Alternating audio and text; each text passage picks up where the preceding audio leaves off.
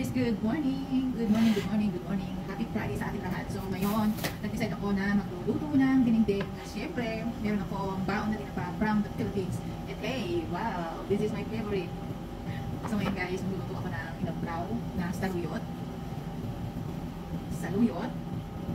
At siyempre, meron tayong talong. Ayan guys, so ayan. Nagpapakulo ako ng tubig para sa aking dinding. At siyempre, mag-i-slice ako ng sibuyas at kamatis. Ang lagay.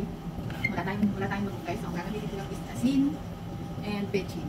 At syempre, meron tayong magi dito. Pwede na yun. At least, makakakita tayo ng inabraw. Ang tawag nila dito is dinding. Inabraw sa Ilocano. So, guys, kumukulo ng ating tubig. So, pwede natin ilagay ang ating isang pinapa. Syempre, unti-unti natin ang ating pinapa dahil ito ay ginto dito sa ating bansang pinalalagyan. So, ayan. Tutan ako lang ng kain. Ganyan.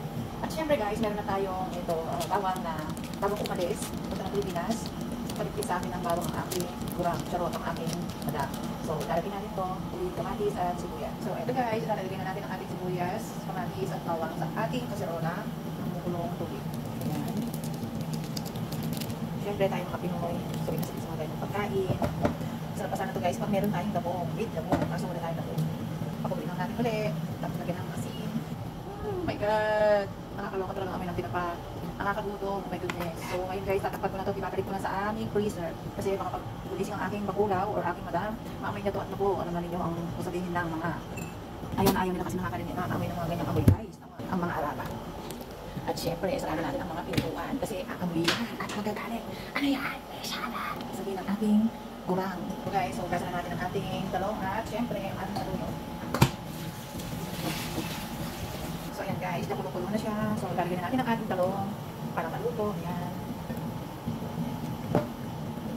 At syempre, sasabay ko na rin ang ating saluyot.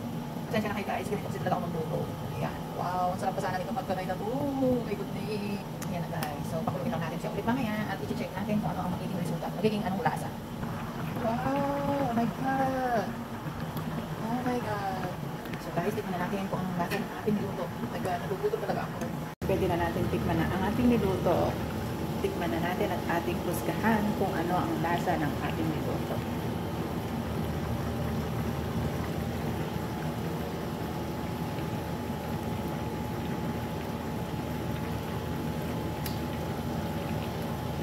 Oh my God.